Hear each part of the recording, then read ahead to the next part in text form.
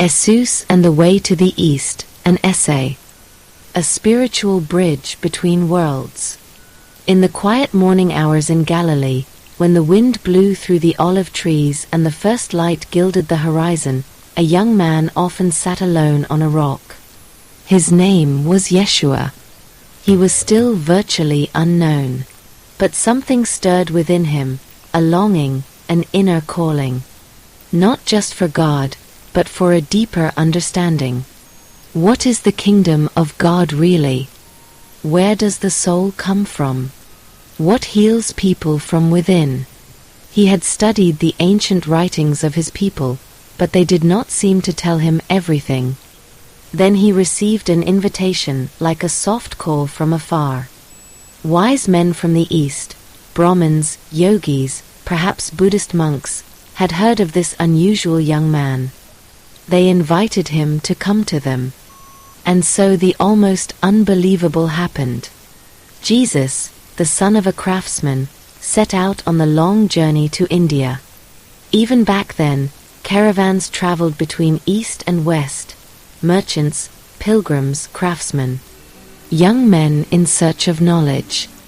A journey not only through countries, but through consciousness.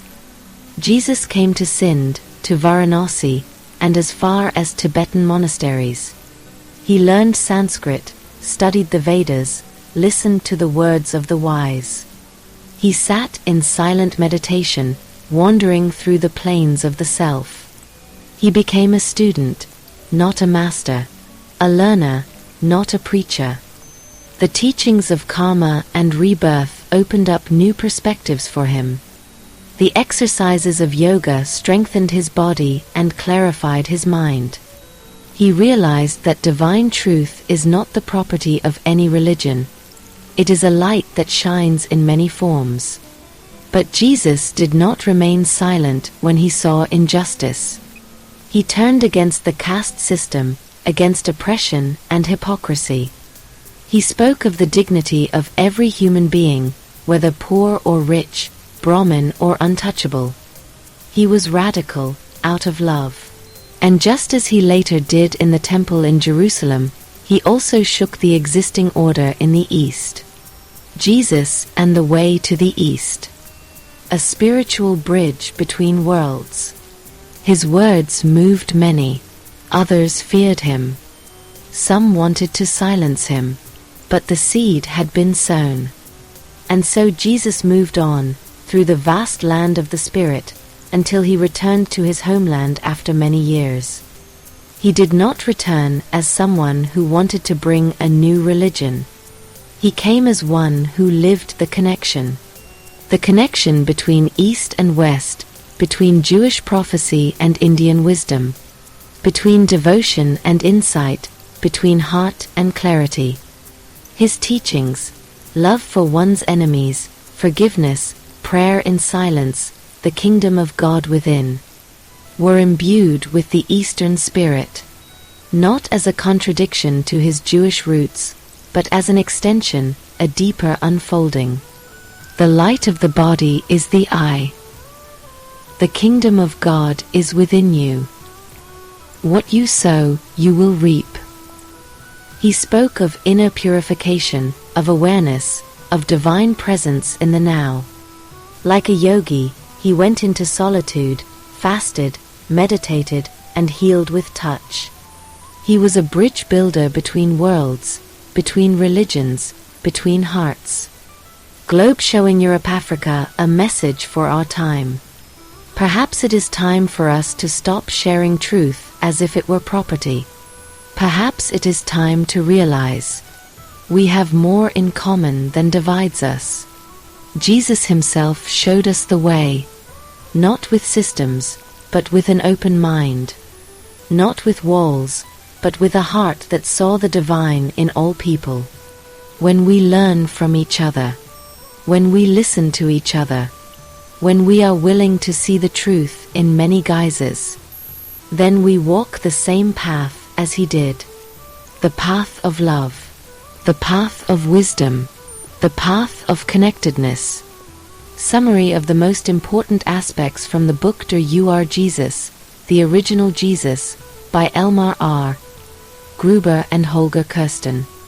Interestingly, Jesus' teachings show striking parallels to Buddhist ideas, raising the question of whether there was a connection between Jesus and Buddhism. Through comparative analyses of Buddhist texts and the authentic statements of Jesus, the document proves that Jesus of Nazareth was strongly influenced by Buddhist teachings and may even have been a Buddhist teacher himself. In his conversation with Nicodemus, John 3, Jesus speaks of a rebirth from above, which can be interpreted as a reference to the Buddhist belief in reincarnation. Apocryphal writings such as the Gospel of Thomas contain similar statements about rebirth that resemble Buddhist teachings. Love your enemies, Jesus, corresponds to overcome hatred with non-hatred, Buddha.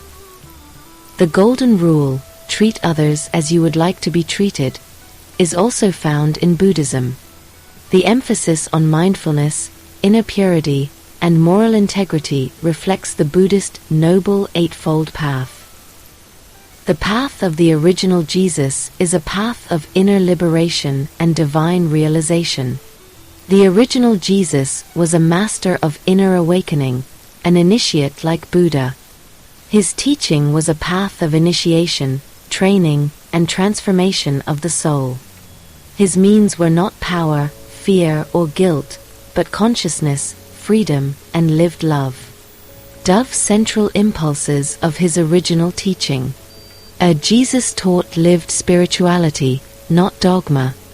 He called for the overcoming of the ego and reconnection with the divine source within us.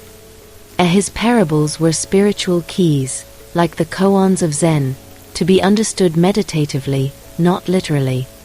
It is not belief in a historical figure that saves us, but inner discipleship, walking the path of light. The so-called Christ consciousness is a spiritual state that is attainable for every human being.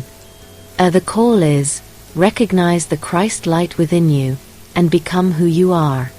Sparkles parallels to the path of Buddha. Both masters taught compassion, insight, and liberation from suffering. Both experienced retreat, temptation, meditation, and awakening. The essence of Jesus' Sermon on the Mount corresponds to the Noble Eightfold Path of Buddha. Jesus lived a mysticism of love, inwardness, and creative responsibility. For both, meditation or silent prayer is the basis of their spirituality. The temple is within you. The true temple is not built of stone. It is the human being himself, in whom the divine wants to dwell. Jesus' call is a call to inner awakening, to the realization of the true self. He wanted free, upright, loving people, not blind followers of a system. Sparkles the call of the Original Jesus. Jesus does not call you to religious obedience, but to self-knowledge, freedom, and lived divinity. He shows you, you are not separate from God. You are His child, His expression, His living spark. And your path is to recognize, strengthen, and share this light within you.